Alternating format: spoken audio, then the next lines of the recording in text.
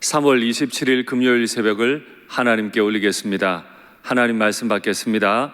이 복된 시간에 주시는 하나님 말씀은 신약성경 누가복음 16장 19절부터 22절까지 말씀입니다.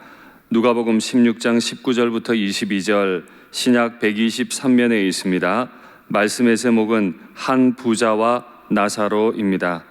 누가복음 16장 19절부터 22절 제가 봉독하겠습니다. 한 부자가 있어 자색 옷과 고운 베옷을 입고 날마다 호화롭게 즐기더라.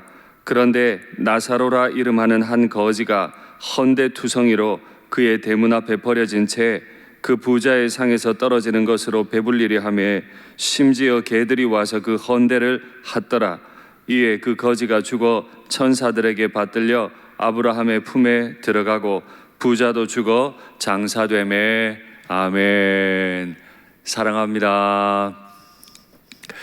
어제까지 우리는 바리새인들이 얼마나 돈을 좋아하는 사람들인지, 또 그 자신들은 부유함이 하나님의 앞에 의롭게 산 결과로 받은 보상이라 복이라 해석하는 그들의 오류에 관해 배웠는데요. 오늘도 우리 예수님께서는 그 이야기를 이어가십니다. 어제와 한 가지 다른 것은 오늘 아주 극단적인 이분법을 통해서 바리새인들의 잘못됨을 고발하는데요. 오늘 이야기는 잘 알려진 이야기죠. 부자와 거지 나사로 이야기입니다. 오늘 본문을 시작하면서 누가는 한 부자가 있는데 그는 자색 옷을 입고 고운 베옷을 입고 날마다 호화롭게 즐긴 사람이다 라고 설명합니다. 그 부자는 이름은 나와 있지 않지만 그가 가진 게 참 많았어요. 자색 옷을 입고 있다는 건 당대 최고의 염료를 가지고 염색한 옷이라 하는 뜻이고, 속옷을 고운 베옷으로 입었다는 것도 최고로 유명한 베옷을 입었다는 것입니다. 옷이 그렇게 최고로 좋은 것이니까 먹는 것도, 주변의 친구들도 날마다 부유한 자들을 모아다 배불리 먹고 마시는 사람이었다 하는 이야기죠. 바리새인의 관점에 보면 이 사람은 믿음 좋은 사람인 거예요. 그런데 이 사람과 완전히 대조되는 사람으로 거지가 나옵니다. 그는 가진 게 없어도 이렇게 가진 게 없을 수 없어요. 나사로라 하는 이름을 가진 그 거지가 헌데를 다 가지고 온 몸이 아마 영양실조를 걸려서 피부병이 도진 듯 합니다. 온 몸이 다 헐어버렸어요. 진물이 흐르고 있겠죠. 누군가가 그를 부잣집 대문 앞에 버려두었습니다. 부모님이 버렸을까요? 형제들이 버렸을까요? 아니면 이웃들이 버렸을까요? 아마 부잣집 대문 앞에 버려둔 것을 보면 그곳에서라도 빌어먹고 살라고 버려둔 것 같아요.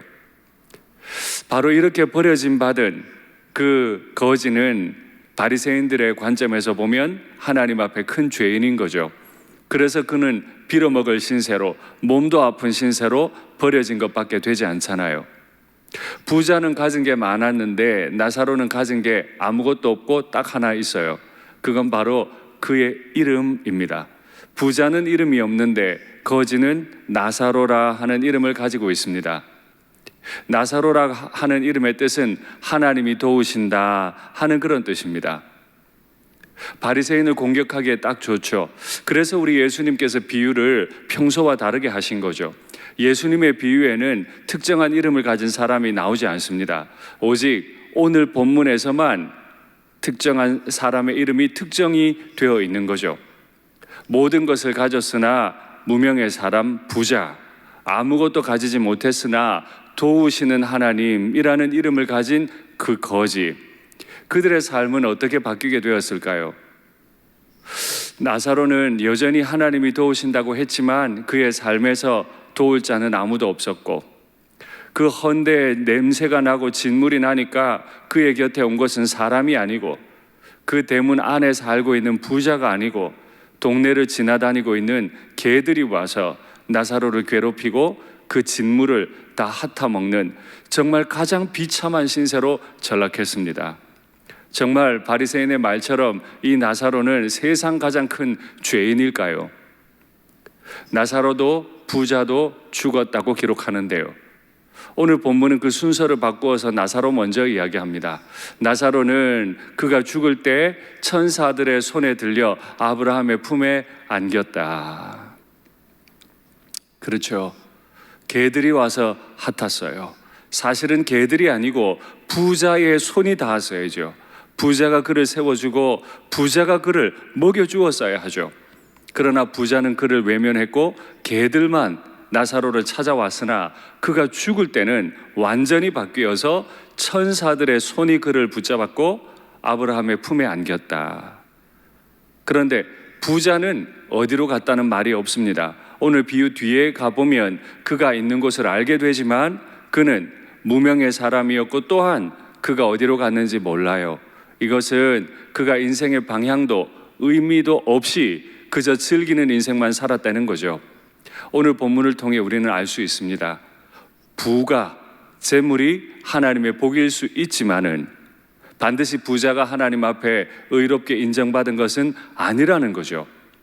가난함이 하나님의 징계일 수 있지만은 가난한 사람이 다 죄인은 아닌 거예요. 우리에게 무엇이 있는가가 중요합니다. 부자여도 도우시는 하나님을 붙잡고 있으면 그의 삶은 천사들의 손에 붙들릴 것이고, 가난해도 그가 하나님의 이름을 붙잡지 않으면 그의 마지막은 어떻게 되는지 아무도 알지 못해요.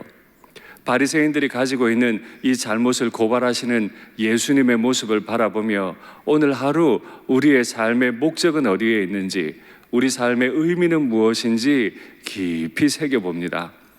아무것도 가지지 못했어도 한 가지 꼭 가져야 할 것, 그건 바로 예수님이라고 하는 그분의 이름이죠. 우리는 지금 가장 고통스러운 시간을 지나고 있습니다. 많은 단체장들이 재난 수당을 다 지급한다고 하고 있습니다. 우리 평생에 이런 거 받을 거라고 생각해 본 적이 없어요. 그만큼 우리는 지금 어려운 시기를 지나고 있습니다. 아무것도 가지지 못한 것 같은 대한민국, 뭘 가지면 살까요? 정말 헌대가 너무 많고 진물이 흐르는 것 같은 이 조국 대한민국이라 할지라도 하나님 붙잡으면 살게 될 줄 믿습니다. 우리 일산교회가 예배 드리지 못한 지가 5주가 지나 이제 6주가 되어 갑니다. 마음이 슬픈 분들이 많다는 걸 알고 있습니다. 어른들과 통화해 보면 눈물 흘리시는 분들도 계세요. 그러나 바로 그 가정의 그 자리에서 하나님, 예수님의 이름을 붙잡으십시오. 주님께서 우리를 영접해 주실 줄 믿습니다. 아멘. 같이 기도하시죠. 사랑의 하나님 아버지, 나는 하나님을 사랑하고 율법을 다 행한다고 하면서도 이웃을 내 몸과 같이 사랑하라는 말씀에 불순종하고 있었음을 고백합니다. 지금 이 순간 힘들고 어려운 분들을 위해 제가 무엇을 해야 할지 알게 하옵소서. 한편으로는 믿음 지키고 살기에는 제가 너무 초라하고 부족합니다. 남들이 나를 보며 비웃을까 염려가 되기도 합니다. 그러나 그리스도인이라 하는 이름을 자랑스럽게 여기고 진실로 주님의 도우심을 입으며 주님 위에서만 사는 인생 되게 도와주시옵소서. 내 인생 마치는 날 주님 앞에 서게 하여 주시옵소서. 코로나로 너무 많이 고통당하는 분들이 셀 수 없이 많은데 내가 내 가정이 무엇을 해야 할지 알게 해 주시옵소서. 환자와 가족들, 의료진들을 안전하게 지켜 주시옵소서. 잃어버린 직장과 무너진 삶을 속히 회복시켜 주시옵소서. 주 예수님의 이름으로 기도하옵나이다. 아멘.